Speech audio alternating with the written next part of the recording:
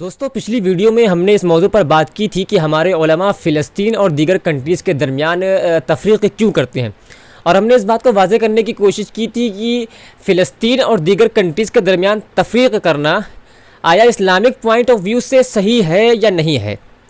لیکن تفریق سے ہماری مراد کیا تھی، ہم اس کو پھر سے واضح کر دینا چاہتے ہیں۔ تفریق سے ہماری مراد یہ تھی کہ آپ نے بارہا یہ مشاہدہ کیا ہوگا کہ دنیا کے اندر نہ جانے کتنی کنٹریز اور ممالک ایسے ہیں جن پر بے انتہا ظلم کیا گیا ہے، نہ جانے کتنی مساجد ایسی ہیں جو ڈھائی جا چکی ہیں، ابھی بھی کئی ممالک ایسے ہیں جن پر ظلم ہو رہا ہے، ابھی بھی کئی مسجدیں ایسی ہیں جو ڈھائی جا رہی ہیں۔ چنانچہ ایسے موقعوں پر اور ان مدعوں پر ہمارے علماء زبان کھولتے ہیں، کلام کرتے ہیں، گفتگو ہوتی ہے، لیکن ضمنی طور پر۔ چنانچہ مسلمانوں کی ذلت و خواری کا تذکرہ کرتے ہوئے، پسماندگی کا تذکرہ کرتے ہوئے مختلف کنٹریز کی مثالیں ضمنی طور پر دی جاتی ہیں۔ مثلا یہ کہا جاتا ہے کہ دنیا بھر کے اندر مسلمان ذلیل و خوار ہیں، دیکھیے دنیا بھر کے اندر مسلمان مارے جا رہے ہیں، برما کے اندر مسلمانوں پر ظلم ہو رہا ہے، چیچنیا کے اندر مسلمانوں پر ظلم ہو رہا ہے، مظفر نگر کے اندر مسلمانوں کو ستایا جا رہا ہے۔ تو ضمنی طور پر اس طرح کی مختلف کنٹریز کے اور سٹیز کی مثالیں اور ایگزامپلس دیے جاتے ہیں۔ لیکن جب فلسطین پر کوئی حملہ ہوتا ہے، جب فلسطین پر کوئی آ جاتی ہے یا مسجد اقصیٰ کی حرمت کو پامال کیا جاتا ہے، تو پھر یہ ممبر و محراب اور اسٹیج کا مسئلہ بن جاتا ہے۔ پھر اس پر خصوصی بیانات جاری ہوتے ہیں، پھر اس پر تحریریں شائع کی جاتی ہیں، اور اگر ضرورت پڑے تو اس پر زخیم کتابیں وجود میں آتی ہیں۔ تو ذہن میں یہ سوال پیدا ہو ہی جاتا ہے کہ آخر فلسطین اور دیگر کنٹریز کے درمیان یا مسجد اقصیٰ اور دیگر مساجد کے درمیان آخر تفریق کیوں کی جا رہی ہے یا کیوں کی جائے۔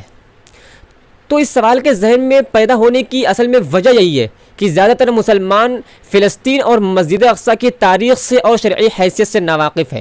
تو فلسطین کے موضوع پر تو ہم پچھلی ویڈیو میں گفتگو کر چکے تھے۔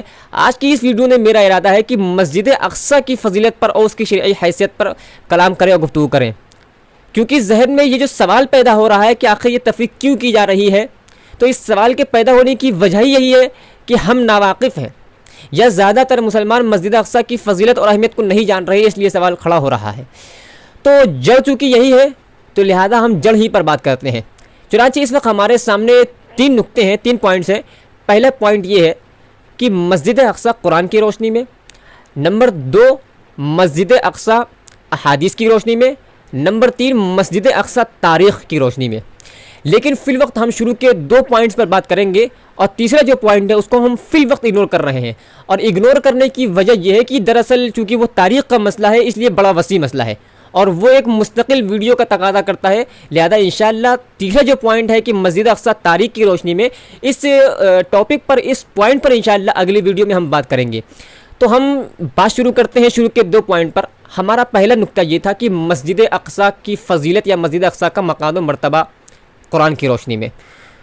تو جہاں تک قرآن مجید کے اندر مسجد اقصیٰ کی فضیلت کی بات ہے، تو میرے علم کے مطابق قرآن مجید کے اندر صرف 3 آیات ایسی ہیں جن میں بالاتفاق اور بلا اختلاف اور صراحتاً مسجد اقصیٰ کی فضیلت کو اور مقام کو بیان کیا گیا ہے۔ اس کے علاوہ بھی کچھ آیات ایسی ہیں جن کو رائٹرز اور ایسیسٹ اپنی کتابوں کے اندر اور مضمون کے اندر ذکر کر رہے ہیں، لیکن چونکہ وہ آیتیں دراصل مختلف ہی ہیں۔ کوئی مفسر یہ کہہ رہا ہے کہ ان کے اندر فلسطین کے مقام کو بیان کیا جا رہا ہے، کوئی مفسر یہ کہہ رہا ہے کہ اس کے اندر ملک شام کی شان کو بیان کیا جا رہا ہے، کوئی مفسر یہ کہہ رہا ہے کہ اس کے اندر بیت المقدس کی فضیلت کو بیان کیا جا رہا ہے، تو کوئی مفسر یہ کہہ رہا ہے کہ اس کے اندر مسجد اقصیٰ کی حرمت کو اور برکت کو ذکر کیا جا رہا ہے۔ لیکن چونکہ ان آیتوں کے اندر اختلاف تنوع پایا جاتا ہے اور یہ فیصلہ کرنا تھوڑا مشکل ہے کہ کون سی بات صحیح ہے، لہذا ہم ان آیات کو اگنور کر رہے ہیں جو مختلفی ہیں اور اختلاف تنوع کی شکار ہیں۔ ہم بات کر رہے ہیں ان آیات پر جو متفقہ طور پر مسجد اقصیٰ کی فضیلت کو بیان کر رہی ہیں۔ چنانچہ پہلی جو آیت کریمہ ہے وہ ہے سورہ بقرہ کی۔ اللہ تبارک و تعالیٰ ارشاد فرماتا ہے کہ سَيَقُولُ السُّفَهَاءُ مِنَ النَّاسِ مَا وَلَّاهُمْ عَنْ قِبْلَتِهِمُ الَّتِي كَانُوا عَلَيْهَا، کہ ان قریب بیوقوف لوگ کہیں گے کہ کس چیز نے ان مسلمانوں کو ان کے سابقہ قبلے سے پھیر دیا، اس قبلے سے پھیر دیا جس پر یہ لوگ تھے۔ تو اس آیت کے اندر صراحتاً مسجد اقصیٰ کو مسلمانوں کا قبلہ اول اور سابقہ قبلہ قرار دیا گیا ہے۔ دوسری آیت بھی اس کے فوراً بعد ہی ہے۔ اللہ تبارک و تعالیٰ ارشاد فرماتا ہے کہ وَمَا جَعَلْنَا الْقِبْلَةَ الَّتِي كُنْتَ عَلَيْهَا إِلَّا لِنَعْلَمَ مَن يَتَّبِعُ الرَّسُولَ مِمَّن يَنقَلِبُ عَلَىٰ عَقِبَيْهِ، کہ ہم نے سابقہ قبلے کو جو قبلہ بنایا تھا، مقرر کیا تھا، تو وجہ یہی تھی کہ ہم جو ہے لوگوں کو جانچ لے کہ کون میری بات کی پیروی کرتا ہے اور کون پیروی نہیں کرتا ہے. تو ہم رسول کی پیروی کرنے والوں کو اور رسول کی پیروی نہ کرنے والوں کو ہم جان لیں، اس لیے ہم نے سابقہ قبلے کو قبلہ مقرر کیا تھا. تیسری جو آیت ہے وہ ہے سورہ بنی اسرائیل کی آیت نمبر 1 ہے. اللہ تبارک و تعالی ارشاد فرماتا ہے کہ سبحان الذی اسری بعبدہ لیلا من المسجد الحرام الی المسجد الاقصی الذی بارکنا حولہ، کہ پاک ہے وہ ذات جو اپنے بندے کو راتوں رات مسجد حرام سے مسجد اقصی لے گئی جس کے ارد گرد ہم نے برکت دے رکھی ہے. تو اس آیت سے ہمیں دو باتیں معلوم ہوئی اور مسجد اقصی کی دو فضیلتیں معلوم ہوئی. پہلا ٹکڑا سبحان الذی اسری بعبدہ لیلا من المسجد الحرام الی المسجد الاقصی، اس ٹکڑے سے ہمیں یہ معلوم ہوا کہ مسجد اقصی دراصل مقام معراج ہے، یعنی مسجد اقصی سے اللہ کے نبی صلی اللہ علیہ وسلم سفر معراج پر روانہ ہوئے تھے. اور دوسری فضیلت ہمیں معلوم ہوئی الذی بارکنا حولہ سے، کہ مسجد اقصی کی زمین اور اس کے ارد گرد کی آس پاس کی زمین دراصل بابرکت زمین ہے. تو یہ دو فضیلتیں معلوم ہوئی. تو یہ ہم نے آپ کے سامنے 3 آیات پیش کی ہیں مسجد اقصی کی فضیلت کے تعلق سے. ہم آئیے چند مثالیں سرسری طور پر دیکھ لیتے ہیں احادیث سے. چنانچہ احادیث کی روشنی میں مسجد اقصی کی پہلی فضیلت تو یہ ہے کہ مسجد اقصی روئے زمین پر خانہ کعبہ کے بعد دنیا کی سب سے پہلی مسجد ہے جو لوگوں کے لیے عبادت کے طور پر بنائی گئی. چنانچہ صحیح مسلم کی روایت ہے عن ابی ذر الغفاری رضی اللہ عنہ انہ سألہ عن اول مسجد وضع للناس قال مسجد الحرام ثم بیت المقدس فسئل کم بینہما قال 40 عاما وحیثما ادرکتک الصلاة فصل فسمى مسجد. صحیح مسلم کی روایت ہے. حضرت ابو ذر غفاری رضی اللہ تعالیٰ عنہ ارشاد فرماتے ہیں کہ انہوں نے اللہ کے نبی صلی اللہ علیہ وسلم سے سوال کیا کہ روئے زمین پر سب سے پہلی کون سی مسجد ہے جو تعمیر کی گئی؟ تو صلی اللہ علیہ وسلم نے ارشاد فرمایا مسجد حرام یعنی خانہ کعبہ. پھر اس کے بعد مسجد اقصی. سوال کیا گیا کہ خانہ کعبہ کے اور مسجد اقصی کے درمیان کتنے سالوں کا فاصلہ ہے؟ 40 عاما. جواب ملا کہ 40 سال کا فاصلہ ہے دونوں کی تعمیر کے بیچ میں. آگے اللہ کے نبی صلی اللہ علیہ وسلم ارشاد فرماتے ہیں کہ وحیثما ادرکتک الصلاۃ فصل فسمى مسجد، کہ جہاں کہیں بھی تم ہو اور تمہارے لیے مسجد اقصی کے اندر نماز پڑھنا ممکن ہو تو تم مسجد اقصی کے اندر نماز پڑھنا، اور اگر نہ پڑھ سکو مسجد اقصی کے اندر تو پھر جہاں چاہو پڑھ لینا. مسجد اقصی کی دوسری فضیلت یہ ہے کہ مسلمانوں کا تقریباً 16 یا 17 مہینوں تک قبلہ اول رہا ہے. چنانچہ صحیح بخاری کی روایت ہے حضرت برا بن عازب رضی اللہ تعالیٰ عنہ ارشاد فرماتے ہیں کہ صلینا مع رسول اللہ صلی اللہ علیہ وسلم نحو بیت المقدس 16 شہرا او 17 شہرا ثم صرفنا نحو الکعبہ. حضرت برا بن عازب رضی اللہ تعالیٰ عنہ ارشاد فرماتے ہیں کہ ہم نے اللہ کے نبی صلی اللہ علیہ وسلم کے ساتھ مسجد اقصی کی طرف رخ کر کے 16 یا 17 مہینے تک نماز پڑھی ہے. پھر اس کے بعد ہم کو خانہ کعبہ کی طرف پھیر دیا گیا. تیسری فضیلت یہ ہے کہ مسجد اقصی کو خود انبیاء علیہم السلام نے اپنے ہاتھوں سے تعمیر کیا ہے. چنانچہ حدیث کے اندر تو صرف حضرت سلیمان علیہ السلام کا نام ملتا ہے تعمیر کرنے کے تعلق سے، لیکن جب آپ تاریخ کا مطالعہ کریں گے تو آپ کو کچھ اور نام بھی ملیں گے کہ فلاں فلاں انبیاء کرام نے مسجد اقصی کو اپنے ہاتھوں سے تعمیر کیا تھا. تاریخ کے اندر 2 نام ہمیں اور ملتے ہیں، صراحتاً ملتے ہیں. پہلا نام حضرت یعقوب علیہ السلام کا ہے اور دوسرا نام حضرت داؤد علیہ السلام کا ہے، اور تیسرا جو نام ہے حضرت سلیمان علیہ السلام کا وہ تو حدیث کے اندر صراحتاً بیان کیا گیا ہے.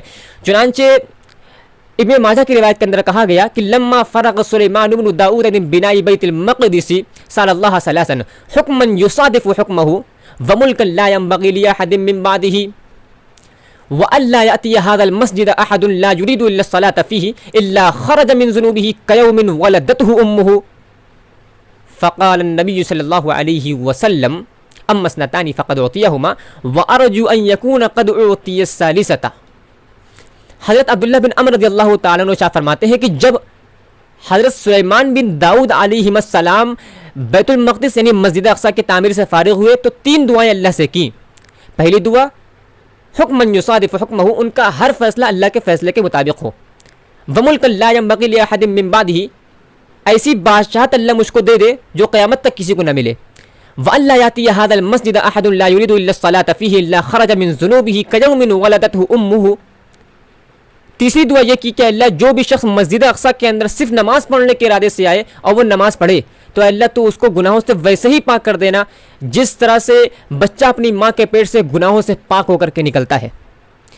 آگے اللہ کے نبی صلی اللہ علیہ وسلم ارشاد فرماتے ہیں کہ اما اثنتان فقد اوتیہما وارجو ان یکون قد اوتی الثالثہ، مجھے شروع کی جو 2 دعائیں تھیں وہ تو اللہ تعالی نے یقیناً قبول فرما لی ہے، اور تیسری دعا جو ہے اس کے بارے میں مجھے امید ہے کہ اللہ نے وہ بھی قبول فرما لی ہوگی۔ چوتھی فضیلت یہ ہے کہ مسجد اقصیٰ کے اندر خود اللہ کے نبی حضرت یحییٰ علیہ السلام نے بنی اسرائیل کو خطاب کیا تھا۔ چنانچہ ترمذی کی روایت کے اندر ہے، کہا گیا کہ فجمع الناس فی بیت المقدس فامتلأ المسجد وقعدوا علی الشرف۔ ترمذی کی صحیح روایت ہے کہ حضرت یحییٰ علیہ السلام نے بنی اسرائیل کو مسجد اقصیٰ کے اندر جمع کیا تو لوگوں کی اتنی بھیڑ ہو گئی کہ مسجد پوری بھر گئی، وقعدوا علی الشرف، اور جو لوگ مسجد کے باہر تھے وہ ٹیلوں پر اور پہاڑیوں پر چڑھ کر کے ان کے خطاب کو سننے لگے۔ پانچویں فضیلت یہ ہے کہ مسجد اقصیٰ کے اندر خود انبیاء علیہ السلام نے نماز پڑھی ہے، حتیٰ کہ ہمارے آخری نبی صلی اللہ علیہ وسلم نے جماعت کروائی ہے، نماز پڑھائی ہے۔ چنانچہ صحیح مسلم کی روایت کے اندر کہا گیا کہ فحانت الصلاۃ فانمتہم، صحیح مسلم کی روایت کا ٹکڑا ہے، اللہ کے نبی صلی اللہ علیہ وسلم ارشاد فرماتے ہیں کہ پھر نماز کا وقت ہو گیا اور میں نے مسجد اقصیٰ کے اندر انبیاء علیہ السلام کو نماز پڑھائی۔ تو شاید آپ کے ذہن میں یہ سوال کھڑا ہو کہ مسجد اقصیٰ کا ترجمہ کہاں سے کر دیا، حدیث کے اندر تو ایسا کوئی لفظ نہیں ہے۔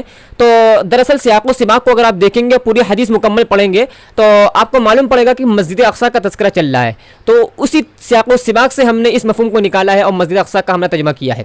چھٹی فضیلت یہ ہے کہ مسجد اقصیٰ کے اندر نماز پڑھنا عام مساجد کے مقابلے میں 250 گنا فضیلت رکھتا ہے۔ چنانچہ کہا گیا کہ صلاۃ فی مسجدی ھذا افضل من 4 صلوات فی، یہ مستدرک حاکم کی روایت ہے۔ اللہ کے نبی صلی اللہ علیہ وسلم ارشاد فرماتے ہیں کہ میری مسجد کے اندر یعنی مسجد نبوی کے اندر ایک نماز مسجد اقصیٰ کی 4 گنا نمازوں سے زیادہ افضل ہے، اور بخاری کی ایک دوسری روایت کے اندر مسجد نبوی کی نماز کو 1000 نمازوں کے برابر قرار دیا گیا ہے۔ تو اس کا لازمی نتیجہ یہ نکلا کہ مسجد اقصیٰ کے اندر ایک نماز عام مساجد کے مقابلے میں 250 گنا زیادہ فضیلت رکھتی ہے۔ 7ویں فضیلت یہ ہے کہ دجال جو ہے جن 4 مقامات میں داخل نہیں ہو سکے گا ان میں سے یہ شرف مسجد اقصیٰ کو بھی حاصل ہے۔ چنانچہ مسند احمد کی روایت کے اندر کہا گیا کہ لا یأتی 4 مساجد الکعبۃ ومسجد الرسول والمسجد الاقصی والطور، کہ دجال 4 جگہوں میں داخل نہیں ہو سکتا۔ نمبر 1 خانہ کعبہ، نمبر 2 مسجد نبوی، نمبر 3 مسجد اقصی، نمبر 4 جبل طور۔ 8ویں فضیلت یہ ہے کہ جن جگہوں کی اور جن 3 مساجد کی زیارت کی اللہ کے نبی صلی اللہ علیہ وسلم نے اجازت دی ہے ان میں سے ایک مسجد اقصیٰ بھی ہے، یعنی یہ شرف مسجد اقصیٰ کو بھی حاصل ہے کہ کوئی شخص اگر زیارت کرنا چاہ رہا ہے مسجد اقصیٰ کی اور ثواب کی نیت سے یہاں پر آنا چاہ رہا ہے تو حدیث کے اندر اس کو یہ پرمیشن دی گئی ہے۔ تو یہ بھی ایک مسجد اقصیٰ کی فضیلت ہے کہ یہاں پر آپ زیارت کے لیے جا سکتے ہیں، جو کہ دیگر مساجد کو حاصل نہیں ہے، عام مساجد کو۔ چنانچہ مسند احمد کی ہی روایت کے اندر کہا گیا کہ لا تشد الرحال الا لثلاثه مساجد، مسجد الحرام ومسجدی ھذا والمسجد الاقصی، کہ 3 مساجد کی صرف زیارت کرنا جائز ہے۔ پہلی مسجد خانہ کعبہ، دوسری مسجد نبوی، اور تیسری مسجد اقصی۔ نبی جو فضیلت ہے وہ یہ ہے کہ خود اللہ کے نبی حضرت سلیمان علیہ السلام نے مسجد اقصیٰ کی فضیلت کے لیے دعا کی تھی کہ اللہ تو اس کو یہ مقام اور یہ فضیلت دے دے کہ جو بھی شخص یہاں پر نماز پڑھنے کے ارادے سے آئے اور نماز پڑھے تو اللہ تو اس کو گناہوں سے ویسے ہی پاک کر دینا جس طرح سے بچہ ماں کے پیٹ سے گناہوں سے پاک ہو کر کے نکلتا ہے۔ 10ویں جو فضیلت ہے وہ یہ ہے کہ مسجد اقصیٰ اور بیت المقدس کی فتح یابی یہ قیامت کی نشانیوں میں سے ایک نشانی ہے۔ چنانچہ صحیح بخاری کی روایت کے اندر کہا گیا اللہ کے نبی صلی اللہ علیہ وسلم ارشاد فرماتے ہیں کہ اعد الستم بین یدی الساعہ موتی ثم فتح بیت المقدس، کہ تم قیامت سے پہلے 6 نشانیوں کو شمار کر لو۔ پھر اللہ کے نبی صلی اللہ علیہ وسلم نے 2 کا تذکرہ کرتے ہوئے ارشاد فرمایا کہ پہلی میری موت اور دوسرا بیت المقدس کی فتح یابی، یعنی جب تک بیت المقدس مسلمانوں کے ہاتھوں فتح نہیں ہو جاتا اور بیت المقدس کے اوپر مسلمانوں کی حکومت نہیں ہو جاتی تب تک قیامت نہیں آئے گی۔ تو دوستو یہ ہم نے آپ کے سامنے تقریباً 3 آیات اور 10 احادیث پیش کی ہیں، اور ان فضائل کو آپ کے سامنے رکھنے کی وجہ یہ تھی کہ بہت سارے مسلمانوں کے ذہن میں، بلکہ اگر یہ کہا جائے کہ زیادہ تر مسلمانوں کے ذہن میں، تو غلط نہیں ہوگا کہ زیادہ تر مسلمان مسجد اقصیٰ کی تاریخ اور شرعی حیثیت سے ناواقف ہیں. اسی وجہ سے ان کے ذہن میں مسجد اقصیٰ کو لے کر کئی سوالات اور کئی قسم کے شبہات پیدا ہو جاتے ہیں. تو اگر ان فضائل کو اگر اپنے ذہن میں مسلمان رکھیں تو جو شبہات اور سوالات ان کے ذہن میں پیدا ہو رہے ہیں وہ پیدا نہیں ہوں گے، اور اگر پیدا ہو گئے تو ان کو ان کے سوالات اور شبہات کا ازالہ مل جائے گا. اور میرا مقصد بھی ان 10 فضائل کو آپ کے سامنے رکھنے کا مقصد جو تھا وہ میرا یہی تھا.